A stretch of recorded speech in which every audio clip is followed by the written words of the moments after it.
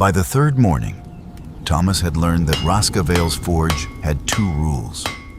The first was painted above the door in letters blackened by smoke. If you want it cheap, buy it twice. The second was not written anywhere.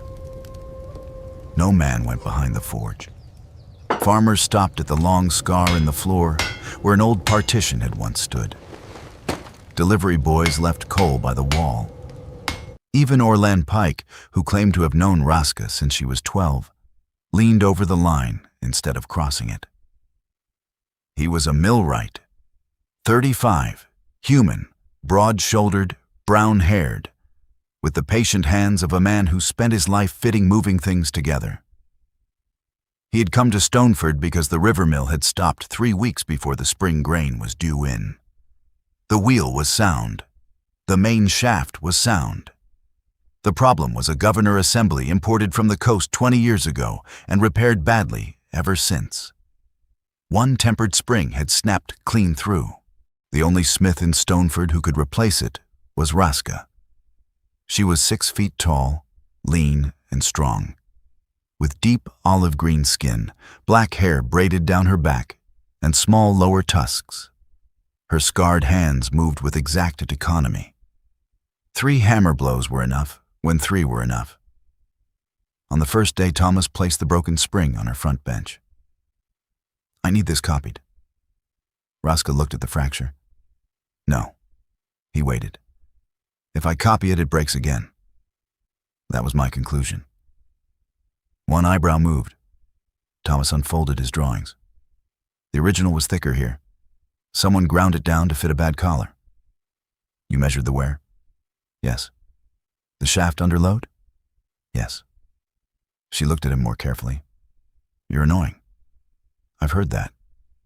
"From women?" "Mostly engineers." The corner of her mouth moved. Then she pointed at the scar in the floor. "Stay there." He stayed. For 2 days they worked from opposite sides. Tomas called measurements while Raska heated sample strips and tested their flex. He never suggested how she should forge anything. By the end of the second day, both of them were irritated. "This is stupid," Raska said. "The spring?" "The floor."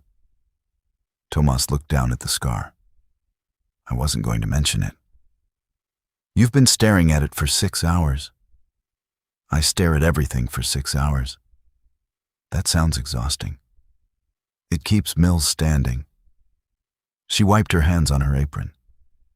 "You need to see the temper color closer." "Yes." "And you're useless from there." "Yes." She stared at him as if waiting for him to make the obvious mistake. He did not move. Finally, she jerked her chin. "Come around." Tomas crossed the line.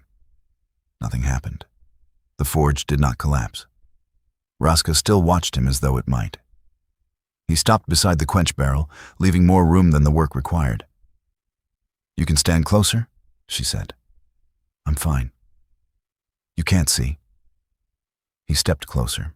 On the third test piece, they leaned in at the same time. Her shoulder touched his chest. Both stopped. Raska put the steel into the quench. "You're in my light." "Sorry." "You're also too tall." "I can work on that." She looked at him, then laughed once, low and surprised. After that, the line mattered less. Not nothing. Less. Tomas never crossed it while she had customers or touched her tools without asking. In return, Raska began leaving space for him. His calipers appeared beside her punches. His drawings stayed overnight under a flat stone so forge drafts would not scatter them. On the 4th evening, his coat was hanging from the second peg behind the door. He looked at it. Raska was at the anvil. "What?" "My coat." It was too close to Sparks. It was on a chair. The chair was too close to Sparks. He took the coat down, then hung it back up. She watched him and said nothing. The job should have taken 4 days. It took 8. The steel was inconsistent. and Tomas redesigned the collar once he saw they could improve the assembly. But by the 6th evening, he suspected neither of them was interested in finishing quickly. They ate at the forge because walking to the inn wasted daylight. Raska brought smoked meat, black bread, and hard cheese. Tomas brought apples, onions, and once, by mistake, a jar of honey. Raska held it up. "What is this?" "Honey." "I know what honey is." "Then we're making progress." "Why is it here?" "I thought it was mustard." She stared at him. "You can read a shaft tolerance to a 64th of an inch." "Yes, but not a label." The handwriting was ambitious. She opened the honey anyway. By supper's end, half the bread had disappeared with it. On the 7th day, rain came hard enough to turn the road outside brown. The forge roof drummed. Coal smoke mixed with wet wool and hot iron. They were working on the final spring. Raska held it against the jig and checked its return. "Again," Tomas said. "I just did." "I want to see the last eighth." "You saw it." "I saw your shoulder." "That sounds like your problem." "It was between me and the spring." She gave him a look, but set the piece back. He came beside her, closer than before. She did not tell him to move. The spring needed a fraction taken from one inner edge. Raska picked up a fine file. "Less pressure," Tomas said. Her hand stopped. Slowly, she turned her head. "You are telling a blacksmith how to use a file." "I'm telling a blacksmith how this spring sits inside my governor." "That is a dangerous distinction." "I'm willing to risk it." She held out the file. He shook his head. "Your angle is right." "Then stop talking." "Pressure is wrong." Her eyes narrowed. "Show me." Tomas reached for the handle. Raska did not let go. For a moment both held it. Then he understood. He moved behind her. Not quickly. Her back went still before he touched her. "May I?" Her eyes remained on the spring. "Yes." He put one hand over hers on the file handle. His other settled lightly over the fingers braced against the jig. Raska inhaled. "Here," he said. He guided the first stroke. Her hand was stronger. He was not moving it so much as showing her where not to use that strength. "Let the file cut." "I know how files work." "Clearly. You're standing very close." His mouth was near her ear. "You told me to show you." "I did." Neither moved. Rain struck the roof. A coal shifted in the fire. Raska turned her face slightly. Not enough to look at him. Enough that he could see the edge of one tusk and the line of her cheek. "You're still close." "Yes." Another pause. "You haven't moved." Tomas looked at her profile. "You haven't either." Her fingers tightened once beneath his. Then she drew the file forward. He moved with her. Once. Twice. On the third stroke, he took his hands away. The space between them felt colder than the forge had any right to be. Raska inspected the spring. Better. Tomas stepped back. Dangerous distinction. Still deciding.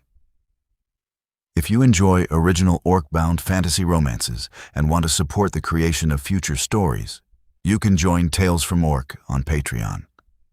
The link is waiting in the description. The mill test failed the next morning. Not badly. Badly would have been easier. The spring worked until the wheel reached full speed. Then the governor arm began to chatter against the collar. Tomas shut the mill down. Raska folded her arms. That is not my spring. No. You said that quickly. Because your spring is perfect. Good. It's my collar. That is also good. He looked at her. She was smiling. You're enjoying this? A little. My professional failure? Your face. What's wrong with my face? It has finally discovered irritation. They crouched beside the assembly, and forgot everything except the machine. Tomas liked that whatever had happened the night before did not make her less exact in daylight. They found the problem in a pivot pin worn slightly oval. Tomas swore. Raska sat back. You measured everything. Everything except the thing I decided was too simple to fail. If you want it cheap, do not quote your own sign at me. She laughed. Back at the forge, Raska made a new pin in less than an hour. The mill ran clean that afternoon. The governor opened and closed smoothly. The new spring flexed exactly as intended while the wheel turned below them. They walked back near sunset. Stoneford smelled washed clean after the rain. At the forge door, Tomas stopped. His room at the inn was 3 streets away. Tonight she unlocked the forge and went inside. Tomas remained outside. She looked back. You forgot something. He checked his pockets. Raska's eyes moved to the second peg. His coat was still there. I'll get it tomorrow. It may rain. It's 3 streets. You counted? No. He smiled.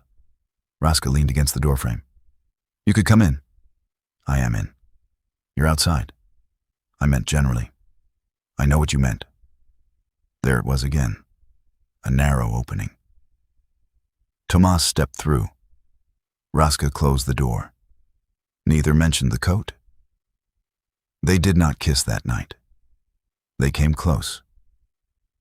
Tomas was explaining why his next job at Bell's Crossing could wait when he realized he was standing between Raska's knees while she sat on the front bench.